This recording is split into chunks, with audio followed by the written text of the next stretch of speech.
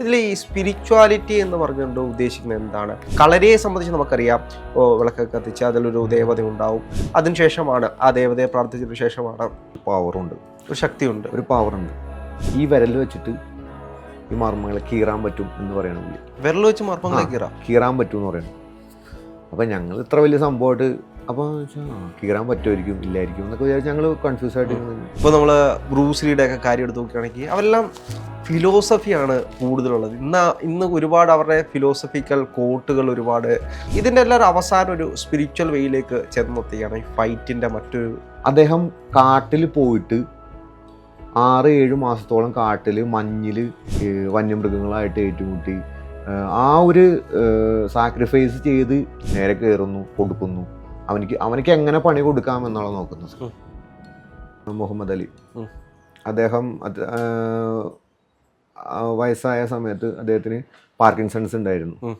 അപ്പം നമ്മൾ ഒരു ബോക്സർ ഒരു പ്രാവശ്യം റിങ്ങിൽ നോക്കൗട്ട് ആയി കഴിഞ്ഞിട്ടുണ്ടെങ്കിൽ ഫസ്റ്റ് ടൈമിന് 3 മാസത്തേക്ക് അയാൾ പ്രോപ്പർ റെസ്റ്റ് എടുക്കണം. അതിനുശേഷം വീണ്ടും നോക്കൗട്ട് വരികയാണെങ്കിൽ അയാൾ 1 വർഷത്തേക്ക് പിന്നെ റിങ്ങിൽ ഇറങ്ങാൻ പാടില്ല. അതിന് റിക്കവറി പ്രോസസ്സ് ചെയ്ത് റിക്കവർ ആയതിനു ശേഷമാണ് പിന്നെ അടുത്തതിലേക്ക് പോകാൻ പാടുള്ളൂ. ഇവിടെ ഒരു ഫൈറ്റ് ഇപ്പോൾ ഒരുപാട് നമ്മുടെ കേരളത്തിൽ ഒരുപാട് ഫൈറ്റ് നടക്കുന്നുണ്ട്. ഒരു ഫൈറ്റ് അനൗൺസ് ചെയ്തിട്ടുണ്ടെങ്കിൽ ട്രെയിനിങ് ഉണ്ടോ ഇല്ലേ എന്നൊന്നും നോക്കാണ്ട് പിള്ളേർ പോയി ഇറങ്ങുന്നു, അടി മേടിക്കുന്നു, പോകുന്നു. അടുത്ത സ്ഥലത്ത് നിന്ന് വീണ്ടും അടി മേടിക്കുന്നു, പോകുന്നു. നമ്മുടെ നാട്ടിൽ പ്രോപ്പറായിട്ട് ഫൈറ്റേഴ്സ് ഡെവലപ്പായി വരാത്തതിൻ്റെ ഒരു മെയിൻ കാരണം തന്നെയാണ്. കാരണം ഇഞ്ചുറീസ് ആയിട്ടാണ് പിള്ളേർ പോകുന്നത്. പിള്ളേർക്ക് ചാമ്പ്യൻഷിപ്പ് അല്ലെങ്കിൽ കോമ്പറ്റീഷൻ എന്ന് പറയുമ്പോൾ ഓടിപ്പോയിട്ട് ഇറങ്ങിയിട്ട് അങ്ങോട്ട് അടിക്കാമെന്നാണ് വിചാരം.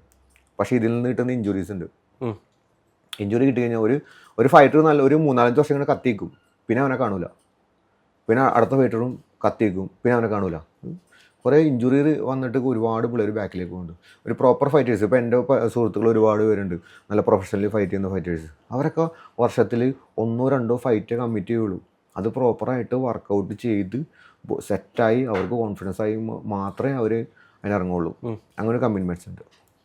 പിന്നെ അതേപോലെ തന്നെ മറ്റൊരു കാര്യമാണ് ഈ സ്പിരിച്വാലിറ്റി. ഇപ്പോൾ പഴയ തലത്തിലുള്ള ഇപ്പോൾ കളരി ആണെങ്കിലും കുംഫു ആണെങ്കിലും കരാട്ടെ ആണെങ്കിലും ഇതിലെല്ലാം പറയുന്നൊരു കാര്യമുണ്ട്, ഫിസിക്കലി സ്പിരിച്വലി മോറലി അണ്ടർസ്റ്റാൻഡ് ചെയ്യുന്നതുകൊണ്ടാണ് നിങ്ങളൊക്കെ ഒരു കോച്ചായിട്ട് മാറുന്നതെന്ന്. ഇതിൽ ഈ സ്പിരിച്വാലിറ്റി എന്ന് പറഞ്ഞുകൊണ്ട് ഉദ്ദേശിക്കുന്നത് എന്താണ്? അതായത് കളരിയെ സംബന്ധിച്ച് നമുക്കറിയാം, വിളക്കൊക്കെ കത്തിച്ച് അതിലൊരു ദേവത ഉണ്ടാവും. അതിനുശേഷമാണ് ആ ദേവതയെ പ്രാർത്ഥിച്ചതിന് ശേഷമാണ് കളരിക്ക് ഇറങ്ങുന്നത്. അപ്പോൾ ഈ മോഡേൺ ഇപ്പോൾ കുംഫു കരാട്ടെ അതിനുശേഷം ഇങ്ങോട്ട് വന്ന ബോക്സിങ് ഇത്തരത്തിലുള്ള മാർഷൽ ആർട്സിന് ഈ സ്പിരിച്വാലിറ്റി എന്ന് പറയുന്നൊരു വശമുണ്ടോ? ഇത്തരത്തിലുള്ള എന്താണ് ഇതിലെ സ്പിരിച്വാലിറ്റി കൊണ്ട് ഉദ്ദേശിക്കുന്നത്? ഈ ആക്ച്വലി ഇതിനകത്തൊരു ഇപ്പോൾ മാർഷൽ ആർട്സിൽ ട്രഡീഷണൽ മാർഷൽ ആർട്സിൽ ഒരു എനർജി ഉണ്ട്. ഇപ്പോൾ കരാട്ടെ ആണെങ്കിലും കുംഫു ആണെങ്കിലും കളരി ആണെങ്കിലും എത്രയൊക്കെ നിഷേധിച്ചാലും അതിനകത്തൊരു എനർജി, ഒരു പവറുണ്ട്, ഒരു ശക്തിയുണ്ട്, ഒരു പവറുണ്ട്. ഒരു മെൻ്റൽ ഫിസിക്കലി കോമ്പിനേഷനാണത്. ഒരു ഉദാഹരണം ഞാൻ പറഞ്ഞുതരാം. എനിക്കുണ്ടായ ഒരു അനുഭവം എന്ന് വെച്ച് കഴിഞ്ഞാൽ 2017 ഞാൻ തമിഴ്നാട്ടിൽ പോയിട്ടുണ്ടായിരുന്നു. അത് വർമ്മകലൈ എന്ന് പറയുന്നത്. വർമ്മകലൈ, പിന്നെ അതിന് വീരസൂത്രം എന്ന് പറയും. അങ്ങനെ ഒരു ആർട്ടാണത്. അത് പഠിപ്പിക്കുന്ന ഒരു ആശാനുണ്ട്, കന്യാകുമാരി ഭാഗത്താണ്.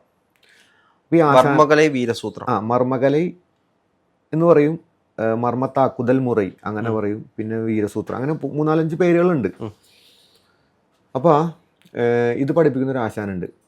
അപ്പോൾ എൻ്റെ വേറൊരു മാഷിൻ്റെ കെയർ ഓഫിൽ ഞങ്ങൾ പോകുന്നത്.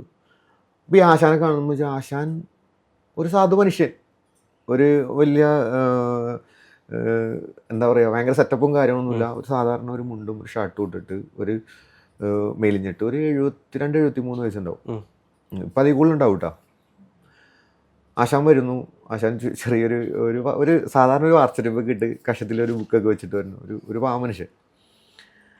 മൂപ്പരെ കാണുമ്പോൾ തന്നെ ഇവരുടെ അതായത് ആ നാട്ടുകാരൊരു ബഹുമാനം വേറെ ലെവലാണ്. കാരണം ഞങ്ങൾ ഭക്ഷണം കഴിച്ചുകൊണ്ടിരിക്കുന്ന സമയത്ത് മൂപ്പര് വന്നിട്ട് ആദ്യം ചോദിച്ചത് ഭക്ഷണം കഴിച്ചോന്ന് ചോദിച്ചത്. ഞാൻ പറഞ്ഞാൽ ഭക്ഷണം കഴിച്ചില്ല.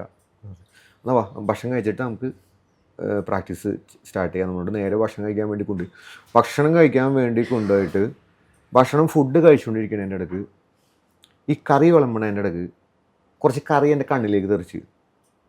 അപ്പോൾ ഞാനാണെങ്കിൽ ഈ തമിഴ്നാട്ടിൽ കറിക്ക് ഭയങ്കര എരിവാണ്. ഈ കറി കണ്ണിലേക്ക് തിരിച്ചപ്പോൾ ഞാൻ എന്ത് ചെയ്തു, വേഗം പോയി ഇങ്ങനെ കഴുകിയിട്ട് റിട്ടേൺ വന്നിരുന്നിട്ട് വീണ്ടും പറ്റില്ല, വീണ്ടും പോയി കഴിക്കണം. അപ്പോഴാണ് ആശാൻ ഇത് ശ്രദ്ധിക്കുന്നത്. അപ്പം ആശാൻ എന്ത് പറ്റിയെന്ന് വെച്ച്, ഞാൻ പറഞ്ഞു ഈ കറി എൻ്റെ കണ്ണിലേക്ക് തെറിച്ചെന്ന് പറഞ്ഞു. അപ്പോൾ മൂപ്പര് ഈ ഹോട്ടലുകാരൻ ഇങ്ങനെ നോക്കുകയാണ്.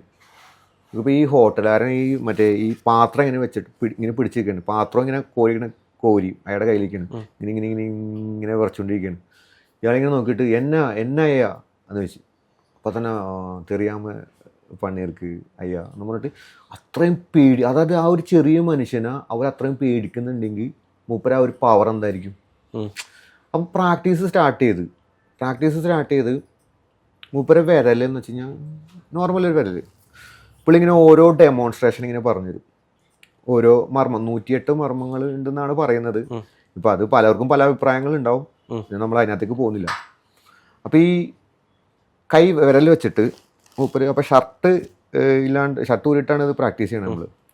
മൂപ്പര് ഈ വിരൽ വെച്ചിട്ട് എന്തോ സംശയം പറഞ്ഞപ്പോൾ എൻ്റെ ഇവിടെ നിന്ന് നേരെ ഇങ്ങനെ താഴേക്ക് ഇങ്ങനെ വെറുതെ ഇങ്ങനെ ഓടിച്ച്, നമ്മളിങ്ങനെ താഴേക്ക് നേരെ വെറുതെ ഇങ്ങനെ ഓടിച്ച് ഇങ്ങനെ താഴത്ത് വന്നിട്ട് ഇവിടെ കൊണ്ട് സ്റ്റോപ്പ് ചെയ്തു. എന്നിട്ട് പുള്ളിയാണ് പറയുന്നത് ഈ വിരൽ വെച്ചിട്ട് ഈ മർമ്മങ്ങളെ കീറാൻ പറ്റും എന്ന് പറയണ പുള്ളി. വിരൽ വെച്ച് മർമ്മങ്ങളെ കീറാൻ പറ്റും എന്ന് പറയണം. അപ്പം ഞങ്ങൾ ഇത്ര വലിയ സംഭവമായിട്ട് അപ്പോൾ കീറാൻ പറ്റുമായിരിക്കും ഇല്ലായിരിക്കും എന്നൊക്കെ വിചാരിച്ച് ഞങ്ങൾ കൺഫ്യൂസ് ആയിട്ട് ഇങ്ങനെ നിന്ന് ഒരു 5 മിനിറ്റ് കഴിയുമ്പോൾ ഞാൻ എൻ്റെ ബോഡിയിലേക്ക് നോക്കിയപ്പോൾ മൂപ്പര് ഇവിടെ നിന്ന് തൊട്ടിട്ട് നേരെ താഴേക്ക് വിളിച്ച് ഇവിടം വരെ ഈ ചുവന്ന കളറിൽ നമ്മൾ ബ്ലേഡിനെ വരച്ച പോലെ ഒരു ലൈൻ, റെഡ് ലൈൻ ഇങ്ങനെ വന്ന് നടക്കുന്നു. ഞങ്ങളൊരു 6-7 പേരുണ്ടായിരുന്നു. അപ്പം ഒരുപാട് പവറൊന്നും മൂപ്പര് യൂസ് ചെയ്തിട്ടില്ല, പക്ഷേ ഈ സാധനം അവിടെ എഫക്റ്റീവാണ് എന്നതിനുള്ള തെളിവാണ്. എൻ്റെ ശരീരത്തിൽ ഞാൻ കണ്ടൊരു കാര്യമാണ്. അപ്പോൾ ഒരുപാട് കഴിവുള്ള പഴയ ആശാന്മാരുണ്ട്. പക്ഷെ ഇവർ പഠിപ്പിച്ച് കൊടുക്കുന്നത് എന്ന് പറഞ്ഞിട്ടുണ്ടെങ്കിൽ പണ്ടൊക്കെ ഈ ട്രഡീഷണൽ മാർഷൽ ആർട്സിൽ കളരിയിലാണെങ്കിലും കരാട്ടയിലാണെങ്കിലും കുംഫുവിലാണെങ്കിലും ഒരുപാട് ഡെഡ്ലിയസ്റ്റ് ആയിട്ടുള്ള സാധനങ്ങളുണ്ട്. ഇത് കൊടുക്കുക എന്ന് വെച്ചിട്ടുണ്ടെങ്കിൽ ഒരാളുടെ ഇരുത്തം വന്നതിന് ശേഷം അയാൾ പക്വത ഉണ്ടോ എന്ന് അറിഞ്ഞതിന് ശേഷം മാത്രമേ ഇവർ കൊടുക്കുകയുള്ളൂ. അപ്പോൾ ഞങ്ങൾ മനസ്സിലാക്കിയതിന് ശേഷമാണ് ആശാൻ ഓരോന്ന് പറഞ്ഞു തരുള്ളൂ. അപ്പോൾ ഇതിങ്ങനെ ഈ ഒരു റൂട്ടിൽ വരുന്നൊരു സംഭവമാണ്. ഇവിടെ നിന്നൊക്കെ മാറി ഇപ്പോൾ കളരി, ഇപ്പോൾ ഒരുപാട് കളരി ശരിക്കും പറഞ്ഞാൽ കളരി ഭയങ്കര ക്ഷമ പഠിപ്പിക്കുന്ന ഒരു സംഭവമാണ്. കാരണം ഒരുപാട് വർഷങ്ങൾ അതിൻ്റെ പുറകെ നടക്കണം. പക്ഷെ ഇപ്പോൾ വരുന്ന ഈ ഒരു മോഡേൺ കോമ്പാക്ട് സിസ്റ്റംസ്, ഇപ്പോൾ ഉദാഹരണം വേണമെങ്കിൽ കിക്ക് ബോക്സിങ് തന്നെ എടുക്കും. കിക്ക് ബോക്സിങ്ങിൽ ഇപ്പോൾ എൻ്റെ ക്ലബിലാണെങ്കിലും നമ്മളവിടെ വന്നിട്ട് ഞങ്ങൾ ട്രഡീഷണൽ മാർഷൽ ആർട്സ് ഫോളോ ചെയ്യുന്ന ആളുകളാണ് ഞങ്ങൾ. ഇപ്പോൾ ഞങ്ങൾ കരാട്ടെ ആണ് ഞങ്ങളുടെ ബേസ്. ക്യോകുഷിൻ എന്ന് പറയും, ക്യോകുഷിൻ കരാട്ടെ എന്ന് പറയുമ്പോൾ തന്നെ പുള്ളി കരാട്ടെ ഞങ്ങളില്ല എന്ന് പറയും. കാരണം കരാട്ടയിൽ കത്താസ് ഉണ്ട്, റെസ്പെക്റ്റ് ചെയ്യാൻ പഠിക്കണം, കുറച്ച് റൂൾസ് ആൻഡ് റെഗുലേഷൻസ് ഉണ്ട്, ബോ ചെയ്യണം.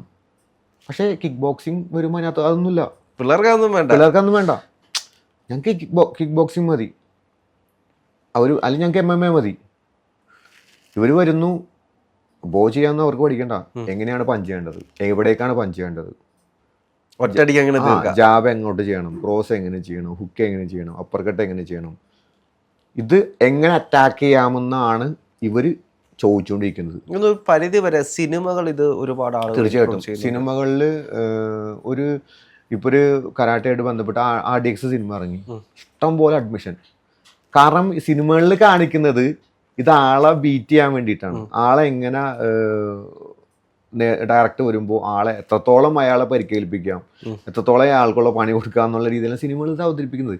കാരണം ആളുകളെ എൻജോയ് ചെയ്യാൻ വേണ്ടിയിട്ട് അതല്ലാണ്ട് ഒരു ലൈഫിൻ്റെ ഒരു വേ ഓഫ് ലൈഫായിട്ടൊന്നും ഒരിക്കലും സിനിമകൾ ഇത് കാണിക്കുന്നില്ല. പണ്ടൊക്കെ ഞാനൊക്കെ കണ്ടു വളർന്നതെന്ന് വെച്ച് കഴിഞ്ഞാൽ പണ്ടത്തെ കുംഫു സിനിമകളുണ്ട്, പഴയ കാലഘട്ടത്തിലുള്ള കുംഫു സിനിമ. നിങ്ങൾക്ക് ഇപ്പോഴും എടുത്ത് നോക്കിയാൽ കാണാൻ പറ്റും. അതിലൊരു വേ ഓഫ് ലൈഫ് കാണിക്കുന്നുണ്ട്, ഒരു സാക്രിഫൈസ് കാണിക്കുന്നുണ്ട്. ഷാവോലിൻ ടെമ്പിൾസിൽ പോയിട്ട് ആളുകൾ ട്രെയിൻ ചെയ്ത് വലിയ ബക്കറ്റൊക്കെ ചുമന്ന് പോകുന്നു, വലിയ വേലി കെട്ടുന്നു, അങ്ങനെ പോകുന്നു. ഇപ്പോൾ ഞങ്ങളുടെ ക്യോകുഷിൻ കരാട്ടയാണ് ഞങ്ങളുടെ ബേസ്. അതിൻ്റെ ഒരു ഫൗണ്ടർ എന്ന് പറഞ്ഞിട്ടുണ്ടെങ്കിൽ സൊസായി മസാറ്റ്സുയാമ. അദ്ദേഹം കാട്ടിൽ പോയിട്ട് 6-7 മാസത്തോളം കാട്ടിൽ മഞ്ഞിൽ തണുപ്പിൽ കിടന്ന് വന്യമൃഗങ്ങളായിട്ട് ഏറ്റുമുട്ടി ആ ഒരു സാക്രിഫൈസ് ചെയ്ത് ഡെവലപ്പ് ചെയ്തെടുത്ത സാധനമാണ് ക്യോകുഷിൻ. അപ്പോൾ ഇതുപോലൊന്നും ഇന്നത്തെ പിള്ളേർക്ക് പറ്റില്ല. ഇന്നത്തെ പിള്ളേരെ ചെയ്യണമെന്നല്ലാതെ ഞാൻ പറഞ്ഞത്. അവർ വരിക ഇടിക്കാൻ പോവാം, അപ്പോൾ കുറച്ചെടുക്കുന്നു, അത് അവരുടേതായ യൂസിന് വേണ്ടിയിട്ട് അവർ യൂസ് ചെയ്യുന്നു. ഒരു കൂട്ടുകാരനോ അല്ലെങ്കിൽ ഏതെങ്കിലും ഒരു അയൽവക്കാരനോ എന്തെങ്കിലും ചെറുതായിട്ട് അങ്ങോട്ടും ഇങ്ങോട്ട് പ്രശ്നം ഉണ്ടാക്കി കഴിഞ്ഞാൽ അവരുള്ളിലുണ്ടാവും, എനിക്കറിയാം കിക്ക് ബോക്സിങ് അറിയാം, നേരെ കയറുന്നു, കൊടുക്കുന്നു, അവനക്ക് എങ്ങനെ പണി കൊടുക്കാമെന്നുള്ള നോക്കുന്നത്. അപ്പോൾ ഇതിൻ്റെ മറ്റൊരു വശം കൂടെ ഉണ്ട്. അപ്പോൾ ഈ പഠിക്കുന്ന ആളുകൾ, നന്നായിട്ട് പഠിച്ച് വർഷങ്ങളോളം ഇതിനു വേണ്ടി മെനക്കെടുന്ന ആളുകൾ, അവരൊരു അവസാന കാലഘട്ടം ആകുമ്പോഴത്തേക്കും അവർ കുറച്ചുകൂടെ സ്പിരിച്വലി അല്ലെങ്കിൽ ഫിലോസഫിക്കലായിട്ട് മാറുന്ന പലപ്പോഴും കണ്ടത്. ഇപ്പോൾ നമ്മൾ ബ്രൂസ്ലിയുടെ ഒക്കെ കാര്യം എടുത്ത് നോക്കുകയാണെങ്കിൽ അവരെല്ലാം ഫിലോസഫിയാണ് കൂടുതലുള്ളത്. ഇന്ന് ഒരുപാട് അവരുടെ ഫിലോസഫിക്കൽ കോട്ടുകൾ ഒരുപാട് റീൽസായിട്ടും മറ്റു കാര്യങ്ങളും നമ്മൾ ഒരുപാട് ഇൻഫ്ലുവൻസ് ചെയ്യിക്കുന്നുണ്ട്. അപ്പോൾ ഇതിൻ്റെ എല്ലാം അവസാനം ഒരു സ്പിരിച്വൽ വേയിലേക്ക് ചെന്നെത്തുകയാണ് ഈ ഫൈറ്റിൻ്റെ മറ്റൊരു ലക്ഷ്യം എന്ന് പറയുന്നത്, അല്ലെങ്കിൽ പീസ് ആ ഒരു മൈൻഡിലേക്ക് എത്തിച്ചെല്ലുകയാണോ? ശരിക്കും ഇപ്പം അവരെല്ലാവരും മാറ്റി ഞാൻ എൻ്റെ ഒരു കാര്യം തന്നെ പറയാം. ഞാൻ ട്രെയിൻ ചെയ്ത് തുടങ്ങിയ സമയത്ത് അത്യാവശ്യം ഹാർഡായിട്ടും ടഫായിട്ടും ട്രെയിൻ ചെയ്തുകൊണ്ടിരുന്ന ഒരാളാണ്. അപ്പോൾ പിള്ളേരായിട്ട് കണ്ടിന്യൂ ആയിട്ട് സ്പാർ ചെയ്യുക, കണ്ടിന്യൂ ആയിട്ട് അങ്ങോട്ടും ഇങ്ങോട്ടും ഇടിക്കുക, കാര്യങ്ങളൊക്കെ ചെയ്യും. പക്ഷെ കുറച്ച് കഴിഞ്ഞപ്പോൾ ഞാനിപ്പോൾ യോഗം ചെയ്യുന്നുണ്ട്. കുറച്ച് കഴിഞ്ഞപ്പോൾ നമ്മുടെ റൂട്ട് പയ്യെ ഒന്ന് ഒതുങ്ങി തുടങ്ങി. നമുക്ക് എന്താ പറയുക, ഒരു സോളിറ്റ്യൂഡ്, ഒരു സ്വസ്ഥത, സമാധാനം, ആ ഒരു വൈബാണ് ശരിക്കും. അപ്പോൾ കുട്ടികൾക്ക് എന്താണ് ആവശ്യം? അവർക്ക് ലെസൺസ് പറഞ്ഞു കൊടുക്കുക, ഇന്ന രീതിയിൽ ട്രെയിൻ ചെയ്യുക. ഇപ്പോൾ ഒരു കോമ്പറ്റീഷൻ വരികയാണെങ്കിൽ അവരെ അതിന് മേക്ക് എടുക്കുക. അതല്ലാണ്ട് മൊത്തത്തിൽ ജഗബോഗയാക്കിയിട്ട് ഇടി കുത്ത് പരിപാടി അങ്ങനെയുള്ള സംഭവങ്ങൾ നമുക്ക് ഇഷ്ടപ്പെടുന്നില്ല. അപ്പോൾ നമ്മുടെ മൈൻഡ് ഒരു ശാന്തമായ റൂട്ടിലേക്ക് പയ്യെ ഇങ്ങനെ മാറും. നല്ല രീതിയിൽ നല്ലൊരു ഗുരുവിൻ്റെ കീഴിൽ ട്രെയിൻ ചെയ്യുന്ന ആൾ. അപ്പോൾ ഒരു ചെറിയൊരു സ്റ്റോറി ഉണ്ട്. ഒരാളുടെ അടുത്ത് ഒരു ഗുരുവിൻ്റെ അടുത്ത് ഒരാൾ ട്രെയിനിങ്ങിന് വരികയാണ്. ട്രെയിനിങ്ങിന് വന്നിട്ട് ഒരു വർഷം കഴിഞ്ഞ് കഴിയുമ്പോൾ ഈ ഗുരു അയാളോട് ചോദിക്കും, എത്ര പേര് വന്നു കഴിഞ്ഞാൽ നീ ഫൈറ്റ് ചെയ്യും എന്ന് ചോദിക്കും. അപ്പോൾ അയാൾ പറയും, ഒരു കഥയാണ് കേട്ടോ, 1000 പേര് വന്നു കഴിഞ്ഞാൽ ഞാൻ അടിക്കും എന്ന് പറയും. വീണ്ടും ട്രെയിനിങ് മുന്നോട്ട് പോയി. ഒരു 3 വർഷം കഴിഞ്ഞപ്പോൾ വീണ്ടും ഗുരു ചോദിക്കും, ഇനി എത്ര പേര് വന്നു കഴിഞ്ഞാൽ നീ അടിക്കും? അപ്പോൾ ഈ 1000 എന്നുള്ളത് നേരെ 500 കുറഞ്ഞു. 500 പേര് വന്നാൽ ഞാൻ നോക്കാം. വീണ്ടും ഒരു 2-3 വർഷം കഴിഞ്ഞ് വീണ്ടും ചോദിക്കും. അപ്പോൾ 500 നേരെ 100 കുറയും. അങ്ങനെ ഒരു 10-15 വർഷം അയാൾ ട്രെയിൻ ചെയ്ത് നല്ലൊരു ആളായി കഴിഞ്ഞ് കഴിയുമ്പോൾ ഇപ്പോൾ ഗുരു ചോദിക്കും, ഇനി എത്ര ആൾ വന്നു കഴിഞ്ഞിട്ടുണ്ടെങ്കിൽ നിനക്ക് ഫൈറ്റ് ചെയ്യാൻ പറ്റുമെന്ന് ചോദിക്കും. അപ്പോൾ അയാൾ പറയുന്നൊരു മറുപടി എന്ന് വെച്ചാൽ, ഒരാളൊക്കെ ഞാൻ നോക്കാം. അവിടെ അയാൾക്ക് ഉണ്ടാവുന്ന കുറവല്ല, അയാൾ പഠിക്കുന്തോറും ഞാൻ ഒന്നുമല്ല, ഞാൻ ഇത്ര നാൾ പഠിച്ചൊന്നുമല്ല, ഇനിയും ഒരുപാട് ഞാൻ പഠിക്കാനുണ്ട്. ആ എളിമ, ക്ഷമ, വിവേകം, ആ രീതിയിലേക്ക് അയാളുടെ മാനസിക തല ഉയർന്നുകൊണ്ടിരിക്കുകയാണ്. അതുകൊണ്ടാണ് ഇതിനകത്ത് മെഡിറ്റേഷൻ വരുന്നത്. നമ്മൾ ട്രഡീഷണൽ മാർഷൽ ആർട്സിൽ മെഡിറ്റേഷൻ, നമ്മളിപ്പോൾ ആഴ്ചയിൽ ഒരു ദിവസം നമ്മൾ മെഡിറ്റേഷൻ ചെയ്യിക്കും. അപ്പോൾ മനസ്സ് ശാന്തമാവണം. എന്താ പറയുക, ഇപ്പോൾ ബ്രൂസ്ലി പറയുന്ന തൊട്ട് ബീങ് ലൈക്ക് എ വാട്ടർ, ഒരു ഫ്ലോയാണത്. ആ ഫ്ലോയിൽ മനസ്സ് മുന്നോട്ട് പോയാലാണ് നമുക്കിതുകൊണ്ട് ഗുണം ഉണ്ടാവുള്ളൂ, അല്ലെങ്കിൽ ഇതുകൊണ്ട് നമ്മൾ നശിക്കും. ഇതിൽ പെയിൻ എങ്ങനെയാണ് വർക്കൗട്ട് ആകുന്നത്? അപ്പോൾ പലപ്പോഴും നമ്മൾ നോക്കിക്കഴിഞ്ഞാൽ ഹാർഡ് വേയിലൂടെയാണ് നമ്മൾ പോകുന്നത്, ഒരുപാട് പെയിൻ സഹിക്കേണ്ടി വരും. ആ പെയിൻ എങ്ങനെയാണ് ഒരാളെ ഡെവലപ്പ് ചെയ്തെടുക്കുന്നത്? ഈ പെയിൻ നമുക്ക് 2 രീതിയിൽ യൂസ് ചെയ്യാൻ പറ്റും. ഒന്ന്, ഇപ്പം ഇപ്പോൾ ഇന്നത്തെ കാലത്തെ കുട്ടികൾ, ടീച്ചർമാർ വടിയെടുക്കണ പരിപാടിയില്ല. അപ്പോൾ ഈ ചെറിയ കുട്ടികൾ ഒരു 5 വയസ്സ് മുതൽ ഇവർക്കൊരു 16 വയസ്സ് വരെയുള്ള ഒരു എനർജി ടൈം ഉണ്ട് ഈ കുട്ടികൾക്ക്. അത് നമുക്കറിയാൻ പറ്റും. ഇപ്പോൾ പെങ്ങളുടെ കുട്ടികളാണെങ്കിലോ അല്ലെങ്കിൽ നമ്മുടെ മക്കളാണെങ്കിലും നമ്മൾ നോക്കി കഴിഞ്ഞാൽ അറിയാൻ പറ്റും. ഇവർ മാക്സിമം ഇവരിങ്ങനെ എന്താ പറയുക, പറന്ന് കിടക്കും. ഇങ്ങനെ ഭയങ്കര പൊട്ടിത്തെറിക്കണ ഒരു പ്രായമാണ് ഇവരുടെ. ഇവർക്ക് ഭയങ്കര എനർജി ആയിരിക്കും. ഈ എനർജീനെ ഇവരൊരു ജംഗ്ഷനിൽ നിൽക്കുന്ന പോലെയാണ്. നമുക്ക് എങ്ങോട്ട് വേണമെങ്കിലും ഈ എനർജീനെ നമുക്ക് തിരിക്കുക, ഗുഡായിട്ടും ബാഡായിട്ടൊക്കെ തിരിക്കുക. നമ്മളിത് ഗുഡായിട്ട് തിരിക്കണമെന്നുണ്ടെങ്കിൽ ഏതെങ്കിലും സ്പോർട്സ് ആക്ടിവിറ്റിയിലേക്ക് തിരിക്കുക. ബാഡായിട്ട് തിരിക്കുമ്പോൾ ഇവർ കൂട്ടുകെട്ടിലേക്ക് പോവാം. അപ്പം ഈ എനർജി എന്ന് പറഞ്ഞിട്ടുണ്ടെങ്കിൽ ഇവരിങ്ങനെ പൊട്ടിത്തെറിച്ചുകൊണ്ടിരിക്കുന്ന സമയത്തായിരിക്കും നമ്മൾ മൊബൈൽ ഫോൺ കൊണ്ടുപോയിട്ട് കൈ കൊടുക്കുന്നത്. അപ്പോൾ ഈ മൊബൈൽ ഫോൺ നോക്കിയിരുന്ന ഒരു മൂലക്ക് ഇരുന്ന് കുട്ടി കുറച്ച് കളയുമ്പോൾ ഈ എനർജിയും പോവും, എല്ലാം പോവും. ഇവരൊരു മൂലക്ക റൂമിൻ്റെ മൂലക്ക ചുരുണ്ടുകൂടി ഒരവസ്ഥയിൽ ഇവരെത്തും.